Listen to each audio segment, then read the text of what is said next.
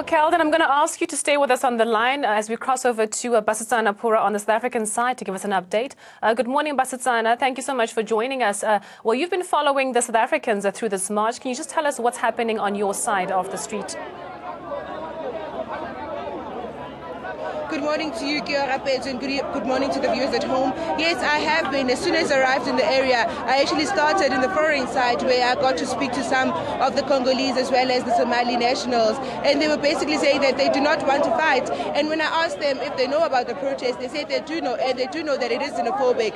Here in the South African side, things that have been chanted is, let them go back home, we don't want them here, they need to go. But then again, there were some chants that were chanted saying that they want peace. So it's really difficult to understand what is it really that is happening here, but the situation is getting very volatile and very tense, as I just want to show you that the South African citizens are standing so close to the police officials, which are making a guard actually for them not to pass in order to reach where my fellow colleague Kelvin is in the foreign side. It's literally about 10 steps away. I could walk 10 steps away and get to the foreign side, though we will still be here on the ground waiting to see what happens. But this far, there is a total standoff and people are really, really angry. And what is going to happen right now is that there is a chopper that's been flying around. It comes really close to ground as soon as the crowd starts to be unruly. So we are seeing that there is a lot of protection, there is a lot of police presence. As far as the earlier report that I gave that there were tear gases dispensed, till up to now there hasn't been any tear gas dispensed, hasn't there been any rubber bullets used. We will be giving you an update from this side, but for now on I would like the viewers to see some of the visuals that we are gathering from where we are standing.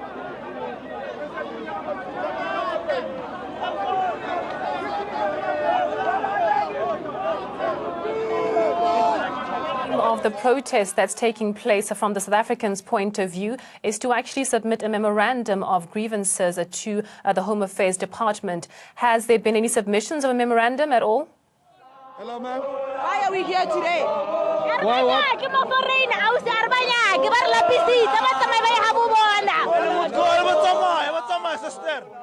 So wasn't this supposed to be a peaceful protest?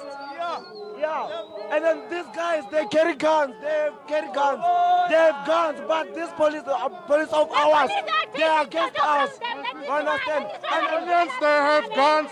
We don't have guns. When you want a gun, you don't get it. They tell you that you can't get a gun, but Somalians, foreigners, they have guns, AK-47s. Go back home. There was word that foreign nationals are contributing to crime in South Africa. Is it only them that are contributing to crime? Aren't we South Africans also contributing to crime? These people are not paying tax. These people are not paying tax.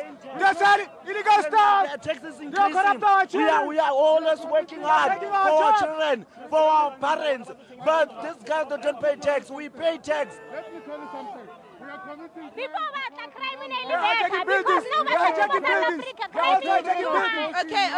Okay. Can I just find out? Can I just find out why are we marching today? Why are we marching today?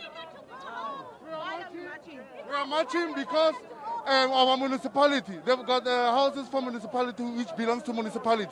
But those houses, Nigerians are operating those houses, they are drug pushers inside those houses. We don't have places to stay, we don't work, but Nigerians, they sell drugs like they sell sweets in Pretoria West. And this Pretoria West is no more Pretoria West, it's Pretoria, Somalia. It's a Somalia Pretoria West, or Magaduch. The people that are actually doing this criminal act are South Africans, and the South Africans are the ones that are selling these drugs. Is that true? No, I can say yes, it's true, because they are not working. They are not working. They can't come to the location.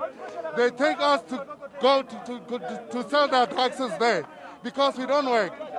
We don't work. Even the police themselves, they are selling drugs with them. They sell drugs here with them. Police. I'm not talking about normal person. I'm telling you about police. Especially Central Police Station is corrupt.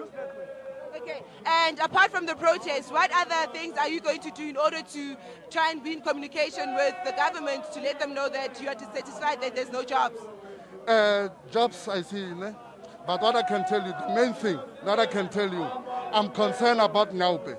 Because we have kids who are growing up, who are going to grow up, they will find Nyaupe, and they will be addicted to it. That's what I'm fighting for. I'm not fighting for the Aspaza shops and what. My fight here is for drugs. These people, they are drug pushers. And us, we are smoking drugs now. Check way back, 90s, you will never even find Nyaupe. We know Nyaupe now in this freedom. This government is selling us drugs. They don't give us jobs, they sell us drugs. Okay, this one South African is speaking on how his main concern is the drug in South Africa that are being brought by allegedly foreigners in the country. It's back to you for now, as we will be trying to figure out what will happen from now, because it seems there's a bit of calm in the situation. Basitsana, before you go, can you just be able to establish for us from the South Africans who are marching whether they actually did submit their memorandum of grievances to the Home Affairs Department and who received it on the behalf of the Minister, Malusi Gigaba?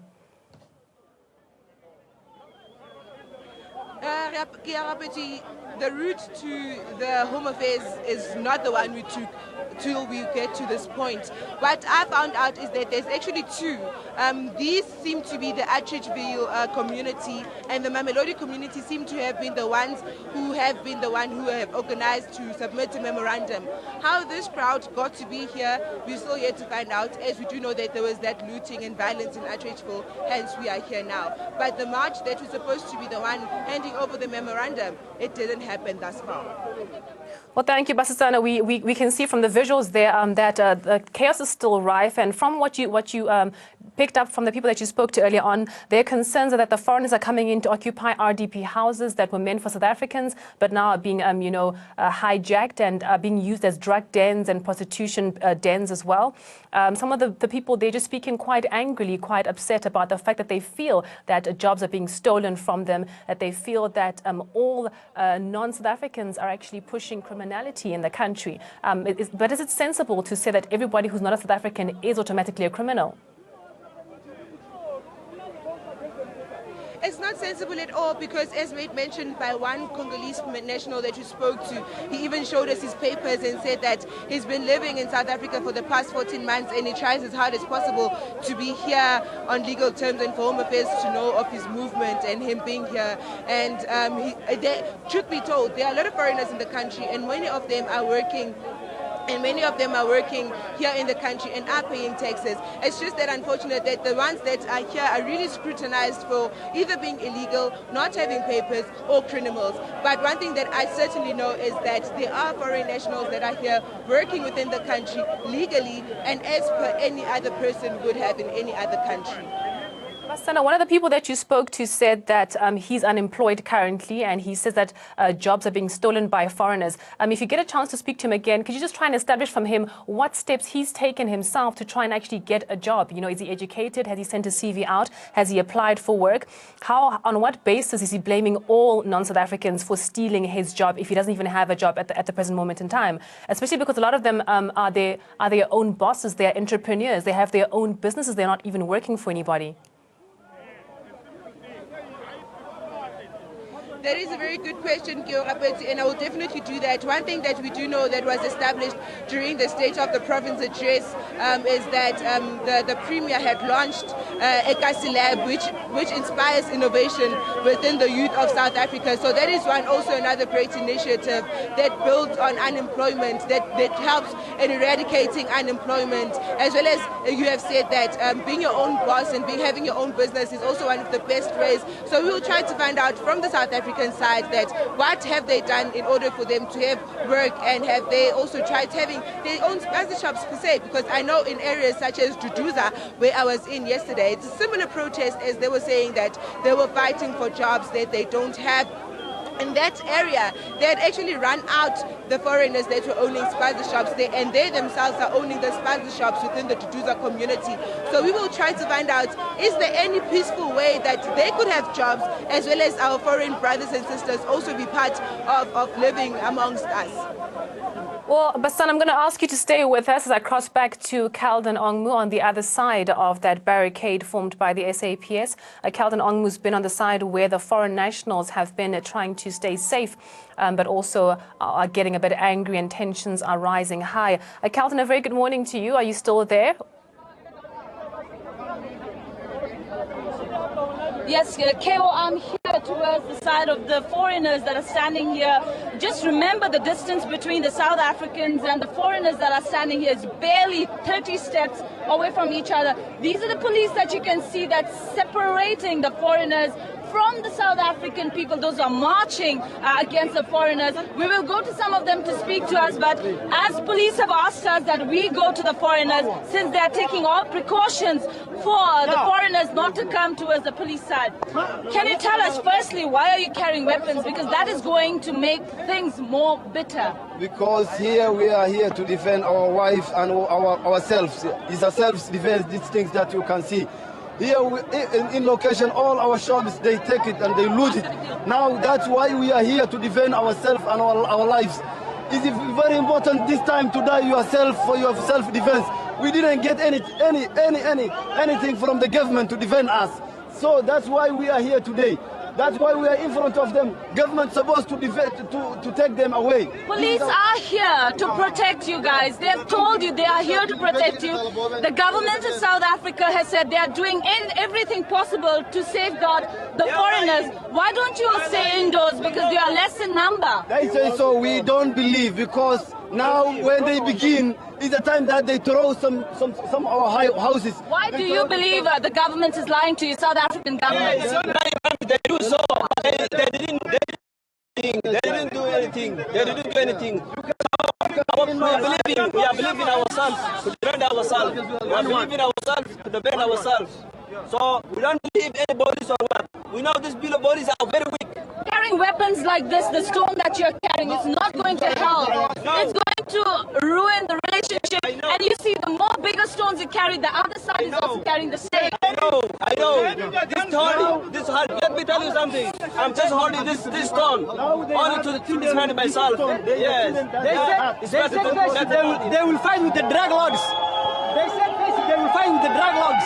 Somalians, they don't sell drugs. We don't do drugs here. Everyone knows. They said it's anti-drug and march. What they are doing here? We don't sell drugs. We don't do drugs. We are not Nigerians.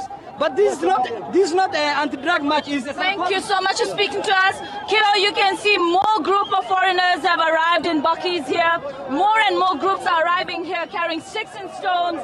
Both the groups, I can assure you from what we've seen, are carrying bottles and sticks and stones and pedals. Some of the leaders from various groups.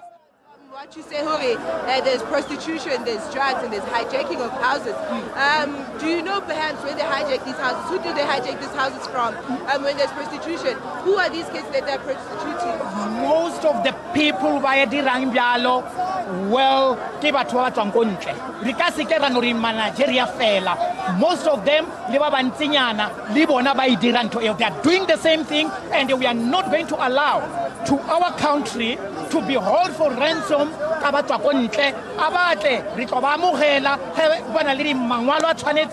It's fine, they are welcome.